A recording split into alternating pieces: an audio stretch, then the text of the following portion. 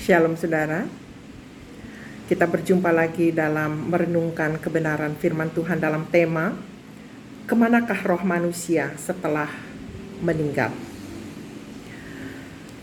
Dalam sebuah pelayanan pengembalaan hari ini, seorang anggota jemaat kami datang ke gereja memberikan persembahan persepuluhannya dan juga membawa persembahan syukur dalam ibadah online sepanjang minggu yang lalunya. Nah, setelah Bapak Gembala dan saya mendoakannya, saya bertanya kepadanya, bagaimana kondisi keluarga Pak? Apakah ibu atau istri dan anak Bapak masih diganggu oleh kuasa kegelapan atau roh-roh jahat? Saya bertanya demikian sebab sekitar 3 bulan yang lalu saya melayani istrinya dilepaskan dari gangguan kuasa roh-roh jahat. Sindrom yang muncul pada waktu itu adalah sang istri sulit tidur, baik siang, baik malam, dan selalu merasa ketakutan. Suatu waktu ketika ia membersihkan kamar tidurnya, ia menemukan sebongkah tanah di bawah bantalnya, dan itu menyebarkan bau busuk yang luar biasa. Dia buang saja tanah itu, lalu beberapa waktu kemudian ada seorang meneleponnya dan menanyakan keadaannya apakah dia sehat ataukah sakit. Ibu ini menjawab, ya saya sehat.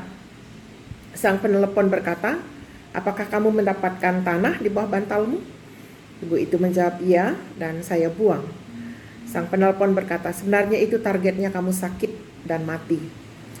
Ibu itu berpikir, kenapa ya orang ini tega melakukan hal yang demikian? Karena sebelum itu ia juga mendapatkan serangan dalam rupa ia merasakan sakit yang luar biasa pada payudaranya. Ketika diperiksa ke dokter, tidak ditemukan penyakit apapun.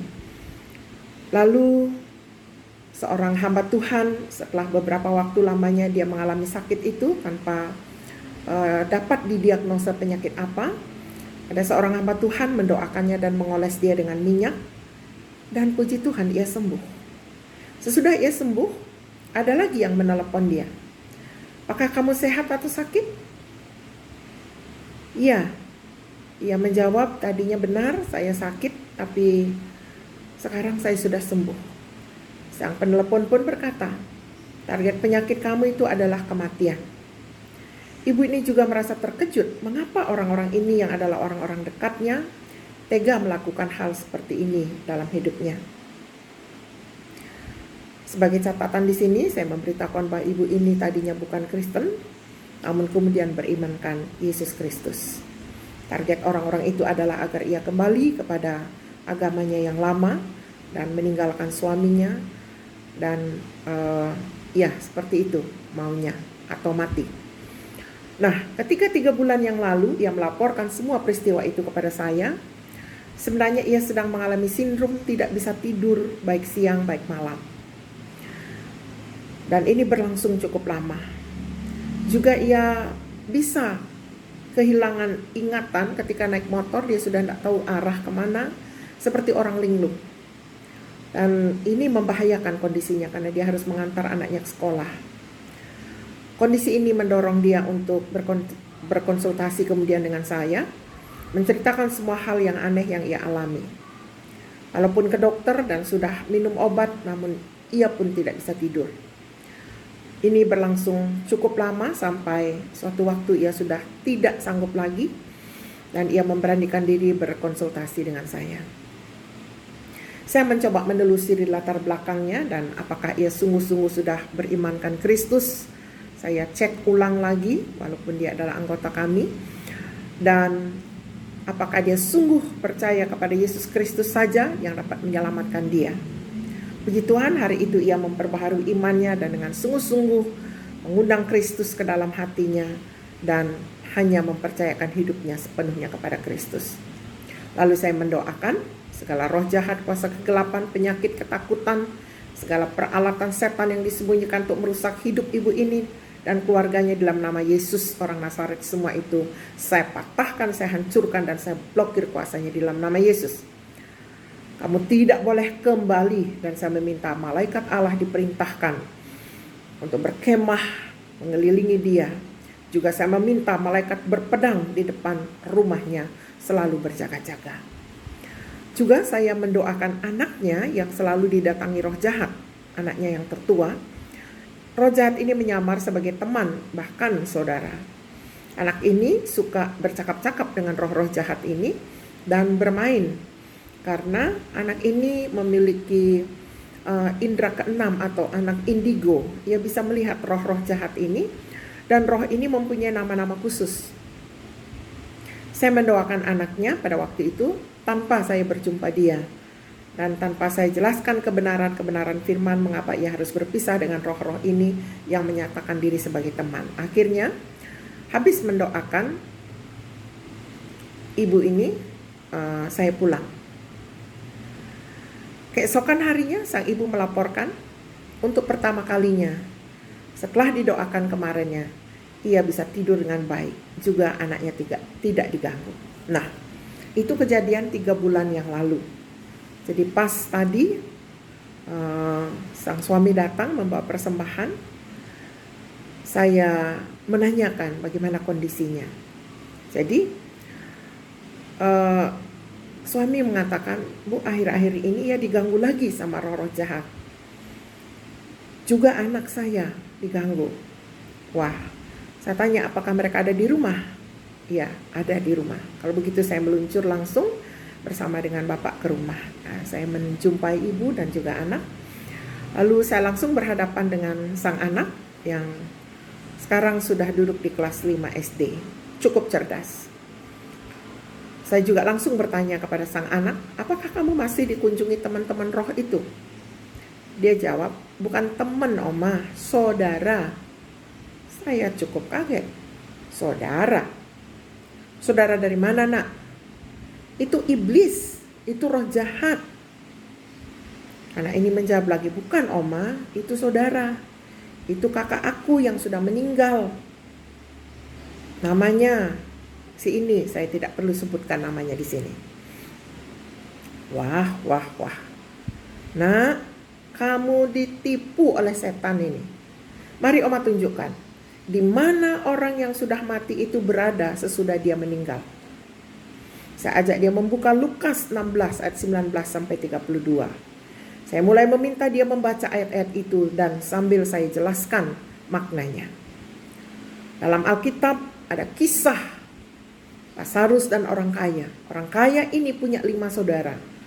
Saudara laki-laki dan hidup dalam kemewahan. Sedangkan Lazarus si miskin mengemis untuk menghilangkan rasa laparnya. Juga badannya penuh borok. Ia sangat melarat, bahkan untuk makan ia harus makan dari remah-remah makanan yang jatuh dari meja makan si kaya itu. Namun si kaya tidak rela memberikan makanannya pada si miskin. Bahkan ia menyuruh anjing-anjing menjilat borok si miskin ini. Suatu hari matilah si miskin, si Lazarus ini. Lalu Alkitab katakan ia dibawa oleh malaikat-malaikat Allah ke pangkuan Abraham. Lihat ini, ada dunia lain di sini. Tubuhnya entah dikubur karena dia miskin, entah diseret oleh anjing. Tapi rohnya dibawa oleh malaikat ke pangkuan Abraham. Tidak lama kemudian si kaya juga meninggal. Badannya dikubur. Rohnya masuk ke dalam alam maut dan mengalami sengsara di sana. Lalu Alkitab katakan ia memandang ke atas. Berarti alam maut ini di bawah. Ketika dia memandang ke atas, dia melihat Lazarus ada di situ. Di pangkuan Abraham, dia mengenalnya. Lalu dia memohon kepada Abraham agar Bapak Abraham menyuruh Lazarus mencelupkan ujung jarinya pada air dan meneteskan air itu pada lidahnya. Karena ia sengsara dalam nyala api itu. Namun Abraham menjawab, anak, ingatlah bahwa engkau telah menerima segala yang baik sewaktu hidupmu, sedangkan Lazarus segala yang buruk. Sekarang ia mendapat hiburan di sini dan engkau sangat menderita. Selain itu di antara kami, di antara Abraham, Lazarus dan orang kaya ini, ada jurang yang terbentang, yang tidak mampu diseberangi, tidak mampu dilewati. Supaya mereka yang dari sana mau berpindah ke sini tidak bisa. ataupun yang dari sini mau ke sana, tidak bisa. Kata orang kaya itu, kalau demikian, aku minta kepadamu Bapa supaya engkau menyuruh Lazarus ke rumah ayahku, sebab aku masih punya 5 saudara, supaya ia memperingatkan mereka dengan sungguh-sungguh agar mereka jangan masuk ke dalam tempat penderitaan ini. Tapi kata Abraham, anak, ada pada mereka di bumi itu kesaksian Musa, ada para nabi, baiklah mereka mendengarkan kesaksian itu. Dalam terjemahan lain dikatakan, anak, kitab suci ada di bumi. Ada hamba-hamba Tuhan di situ. Kitab suci sudah memperingatkan mereka berulang kali. Saudara-saudaramu itu dapat membaca kitab suci setiap waktu. Jawab orang itu, tidak Bapak Abraham. Tapi jika ada seorang yang datang dari antara orang mati kepada mereka, mereka akan bertobat. Kata Abraham, no. Jika mereka tidak mau mendengarkan kesaksian Musa, kesaksian para nabi, tidak mau mendengarkan firman Tuhan, tidak mau mendengarkan para hamba-hamba Tuhan, mereka juga tidak akan mau mendengarkan sekalipun ada orang mati yang bangkit dan memberitakan kepada mereka. Melalui cerita ini saya dapat menjelaskan kepada anak tadi bahwa, nak, saudaramu yang meninggal itu tidak diizinkan Allah datang ke bumi, sama seperti Lazarus tadi dalam cerita itu. Tidak akan pernah diizinkan ke bumi, sekalipun untuk memberitakan Injil, apalagi untuk sekedar main-main. Karena apa? Di bumi sudah ada Alkitab, sudah ada hamba-hamba Tuhan yang memberitakan keselamatan, yang memberitakan kebenaran. Orang-orang di bumi patut mendengarkan itu dan harus percaya. Jadi roh yang datang kepadamu itu, yang mengaku saudara, itu adalah roh setan. Puji Tuhan, saudara, akhirnya anak tadi mengerti. Saya percaya Roh Kudus menerangkan kepadanya. Dia juga mengatakan bahwa bukan hanya 1 roh yang datang, Oma. Sudah ada 9 lagi temannya. Jadi semua total 10, Oma. 1 yang mengaku saudara dan yang lain itu mengaku teman. Lalu saya menjelaskan, nah itu roh setan semuanya. Yohanes 10 ayat 10 katakan, pencuri datang hanya untuk mencuri, membunuh dan membinasakan. Tujuan akhir dia datang kepadamu itu, walaupun katakan sebagai teman, itu tujuan akhirnya membinasakan kamu, mencelakakan kamu. Percaya firman Tuhan. Setan itu pembohong. Tapi Yesus dalam ayat 11, dalam Yohanes 10 ayat 11, dia gembala yang baik. Dia mau datang kepadamu dan memberikan hidup yang berkelimpahan. Dalam Matius 10 ayat 1 kita diberi hak mengusir roh-roh jahat dan menyembuhkan penyakit. Dalam Yakobus 4 ayat 7, tunduklah kepada Allah, lawanlah iblis, maka ia akan lari.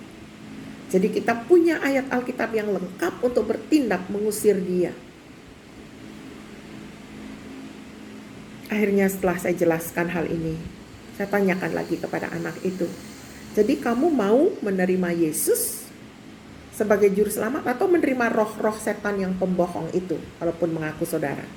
Dia menjawab menerima Yesus, Oma. Saudara, dia adalah anak sekolah minggu yang rajin.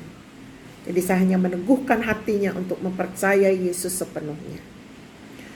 Lalu saya tanya, bagaimana sekarang?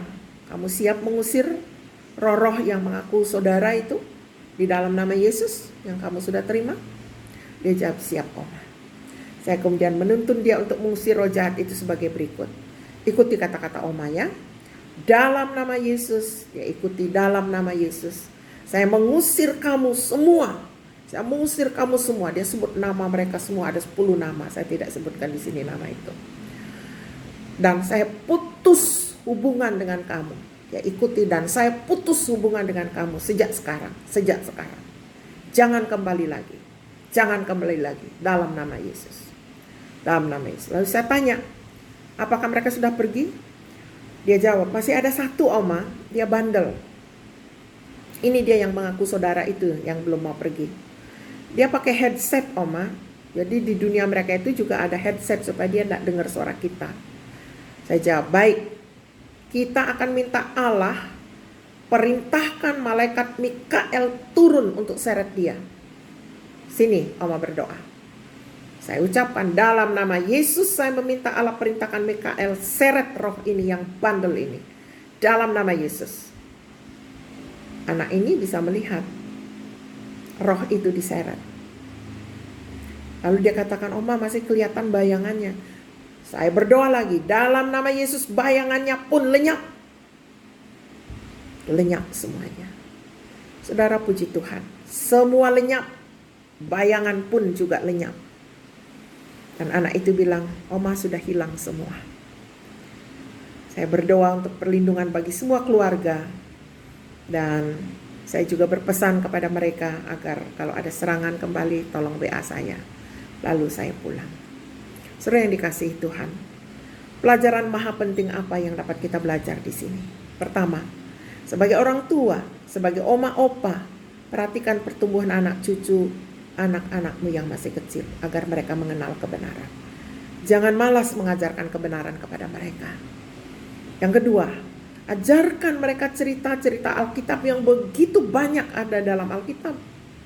Sebab itu saudara, sebagai orang tua, sebagai oma dan opa, rajinlah membaca Alkitab sehingga dapat menceritakan kepada mereka kisah-kisah itu. Mereka pasti mengingatnya dan iman mereka pasti bertumbuh. Karena kebenaran firman akan membuat mereka merdeka dari cengkeraman setan. Setan juga sedang mengincar mereka, saudara. Kemudian, yang ketiga, jangan lupa Yakobus 4 ayat 7. Baik bagi anak, baik bagi orang tua, tunduklah kepada Allah, lawanlah iblis, iblis akan lari. Jangan pernah gentar. Asal saudara tunduk kepada Allah, lawan iblis, dia pasti lari. Siapapun saudara, bukan hanya Bu Pris yang bisa. Yang keempat, Allah dan firman-Nya sungguh dahsyat. Saudara perhatikan, orang mati akan pergi ke alam baka, ke alam kekal, ke alam roh. Hanya ada 2 tempat yang menunggu, yaitu pangkuan Abraham atau sorga, dan alam maut atau neraka. Pilihan harus dibuat sementara masih hidup. Kalau sudah meninggal tidak bisa pindah tempat. Tubuh dikubur, tapi roh akan pergi ke salah satu tempat itu. Berulang saya beritahukan berdasarkan kebenaran firman Tuhan dalam Lukas 16 ayat 19 sampai 32 itu jelas sekali.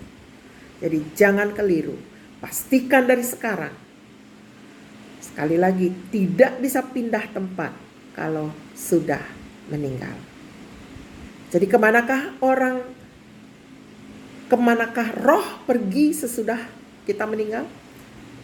Ke salah satu dari 2 tempat itu. Pangkuan Abraham atau surga, ataukah alam maut, neraka. Pilihlah yang benar. Amin.